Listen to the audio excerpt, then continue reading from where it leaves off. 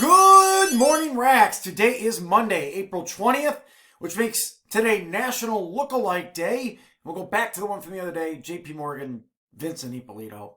There you go. Three big things. New grading system continues. Exceeding expectations, that's the best. Meeting expectations, you're doing fine. Resubmit, it's like half credit. You're not quite there. Or no work, which, you get what that means. I've had some people ask me about it, being confused. The key thing is, get your work done. Don't wait until the last day to do it. A lot of people on Mondays are like, oh, I don't want to do it all this week. It's due later. Do it now. Take care of it. Be on the right path.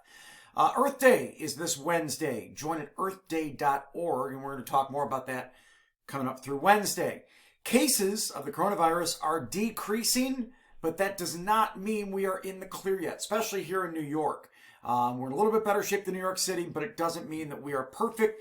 In fact, they have projected that this next week or the week after is when we'll see the most of our cases here in Monroe County.